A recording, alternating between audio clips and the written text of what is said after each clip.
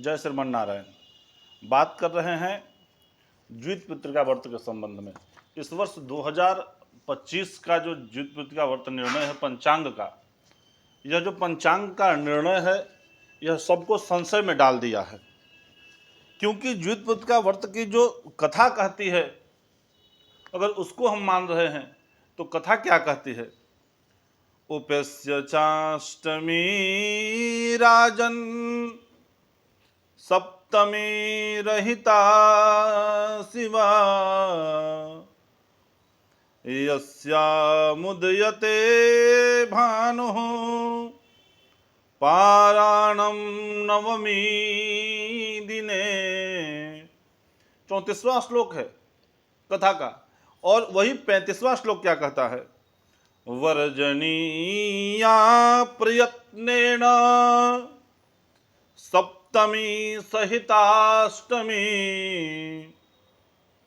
अन्यथा फलहानिः यस्यात् सौभाग्य नश्यति ध्रुवम्। कथा है स्पष्ट कह रही है इस बात को कि हे राजन, सप्तमी रहित और उदया तिथि की अष्टमी को व्रत करें। अगर सप्तमी है उस दिन और उसके बाद अष्टमी आ रही है तो उस अष्टमी को सहित यानी सप्तमी रहित, सप्तमी के साथ अगर अष्टमी है तो उसको नहीं करना चाहिए। कथा कह रही है, हम नहीं कह रहे हैं। और अगर उदया तिथि में कुछ क्षण के लिए, कुछ समय के लिए मात्र अगर अष्टमी प्राप्त हो रही है तो उसको करें। कह रही है, कथा ही कह रही है कि अगर उदया तिथि की अष्टमी है तो उस व्रत को करना चाहिए, यानी सप्तमी वृथा अष्टमी नहीं करना चाहिए। क्योंकि उस व्रत को करने से उसका फल प्राप्त नहीं होता है, शुद्ध अष्टमी करना चाहिए। लेकिन यही कह रहा है यही व्रत कि नवमी तिथि में पारण करना चाहिए।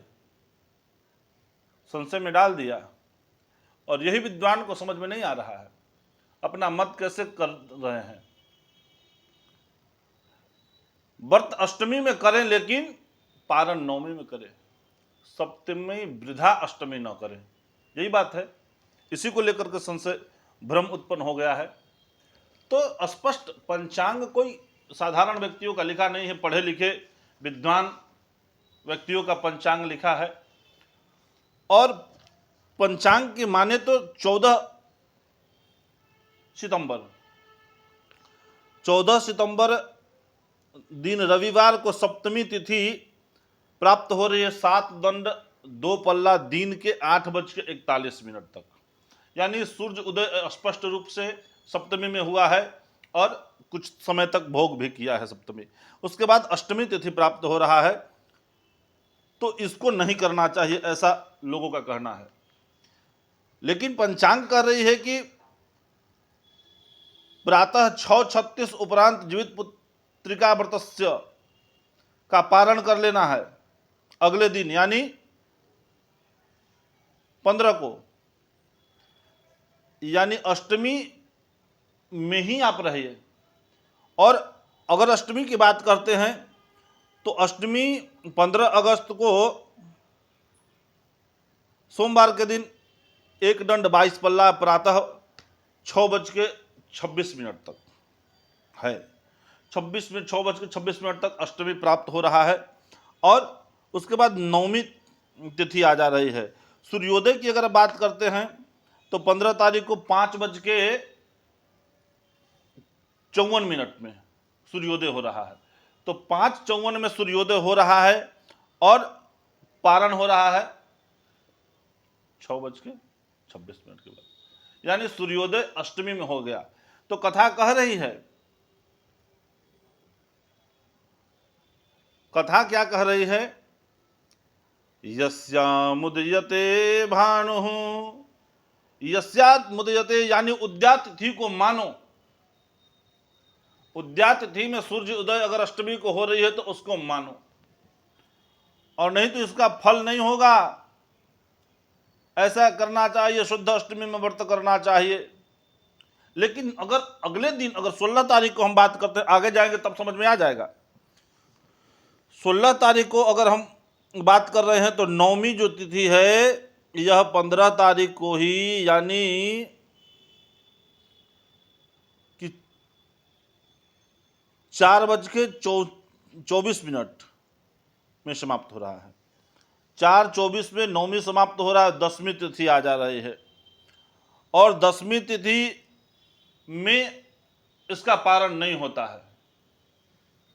10वीं तिथि में आप जीवित पुत्र का व्रत का पारण नहीं कर सकते हैं। इसलिए विद्वानों ने गलत नहीं लिखा है पंचांग में। पंचांग खगोल विद्या पे चलता है और सूर्य की गणना पे ही चलता है, सूर्य के इष्टकाल पे ही चलता है। तो इसलिए 10वीं में आप पारण नहीं कर सकते। इसलिए इस व्रत को सबको पंचांग को ही शुद्ध मान करके आप 14 तारीख को करें। इसमें कोई संशय नहीं है, कोई दुविधा की बात नहीं है। पंचांग ही सर्वमान्य है और ऋषिकेश पंचांग विद्वानों का पंचांग है, काशी से छपती है। यह ऋषिकेश पंचांग जो आप हमारे हाथ में देख रहे हैं, ऐसे तो हमारे पास इसमें 3 पंचांग है। एक हमारे जो विश्वविद्यालय से छपती है वह भी इसमें पंचांग है, उसका भी निर्णय आपको मैं दिखा रहा हूं। उसका भी निर्णय यही है। यह जो विश्व पंचांग है BHU से जो छपती है, इसका भी यही निर्णय है कि आप 14 को ही करें। तो सब विद्वानों का जब मत है, उन्होंने घोर अध्ययन करने के बाद जब इस निर्णय पर पहुंचा है तभी पंचांग छपी है। साधारण निर्णय से पंचांग नहीं छपी है। तब सबको इसको मान्य करना चाहिए। यहाँ आप अगर देखें इस पंचांग की व्यवस्था को, तो यहाँ भी आप जीवित पुत्र का व्रत जो है यह 14 तारीख को है। इसलिए सबको बिना संशय के 14 तारीख को व्रत करना चाहिए और 15 सितंबर को 6:26 के बाद व्रत का पारण करना चाहिए। अगले वीडियो में पुनः मिलेंगे, तब तक के लिए जय श्री राम, जय श्री कृष्ण।